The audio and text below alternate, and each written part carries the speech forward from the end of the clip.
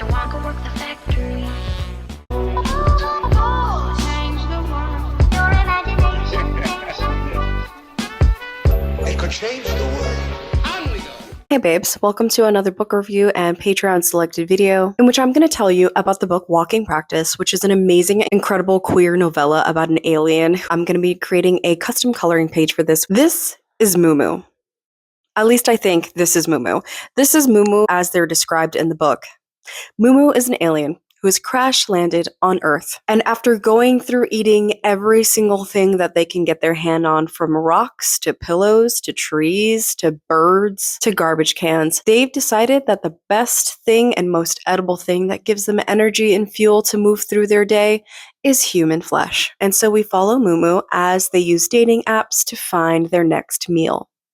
Walking practice is literally something that Mumu does because Mumu looks like this. They are glorious in their form and they absolutely love themselves as they should. And Mumu's experience in transforming their body to match the criteria of the person that they're looking to hook up with reflects so many things in the real world, such as physical disabilities, bodily transformation, whether that be someone just looking to present themselves the way that they enjoy themselves most, because ultimately self-transformation is for yourself and not for anybody else, but also represents like the trans experience, because Mumu still has to deal with societal expectations and move through a world that is forcing those expectations upon their body. They also exist in a world that presents violence upon them, and every decision that they make is in order for them to continue to live a comfortable life should they be stuck here on Earth forever. So Mumu practices walking in whatever leg shape form that they decide to take,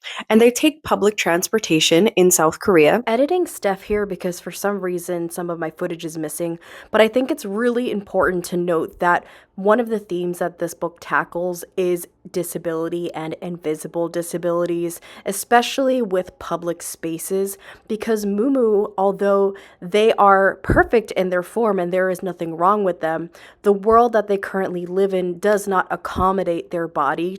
And so because of that, they have to conform themselves to the shape of the spaces that they need in order to move around the world and do their business. And I think there's a lot that we can take away from here as far as how the world is not accommodating to disabilities or invisible disabilities. There is a point where Mumu is on a bus or a train, I believe, and they're looking at the seat that is reserved for pregnant peoples, and they are in a lot of physical pain. However, they can't sit there because there is nothing visibly disabled about them that people would associate that they would need a seat for, and therefore the seat is not given to them. They also don't want to cause any confrontation, and that shouldn't be something that people who are in pain of any kind should have to go to.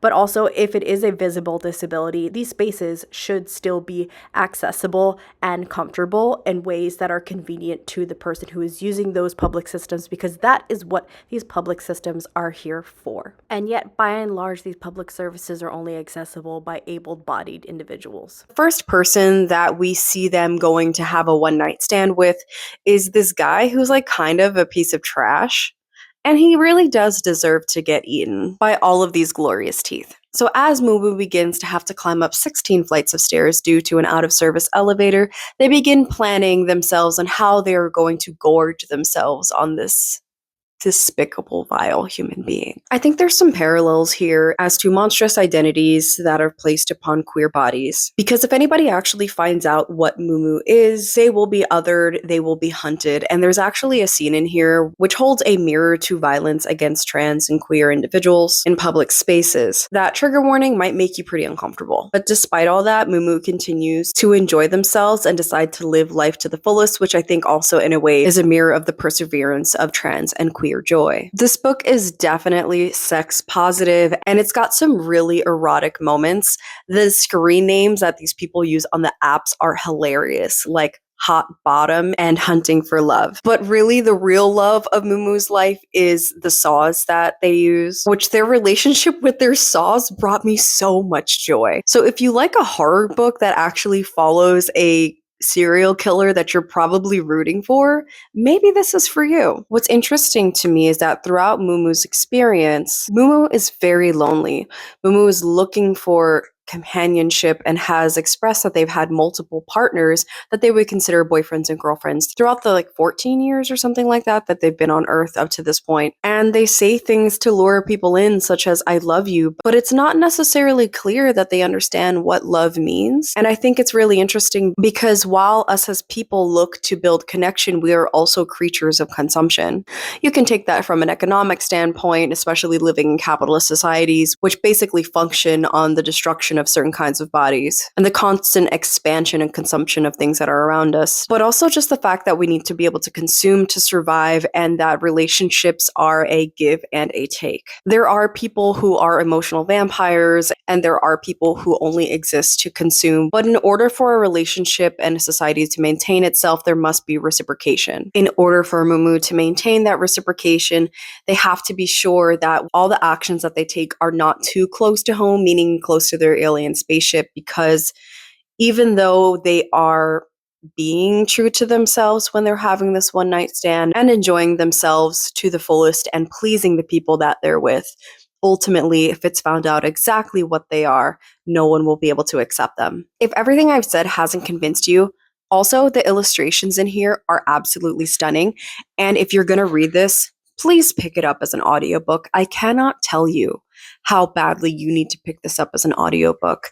This is the best audiobook that I've listened to in my entire life. This person deserves an award. They did such an amazing job. I just words I don't have to express how incredible this is. I hope you enjoy the coloring page that I made, and if you'd like to continue to support my channel, consider becoming a member or a patron to support my mental health journey, or support my cats, or just to continue to support me to get more content from me like this. I post videos whenever I feel like it. Thanks for watching. Bye. Mr. Wonka worked the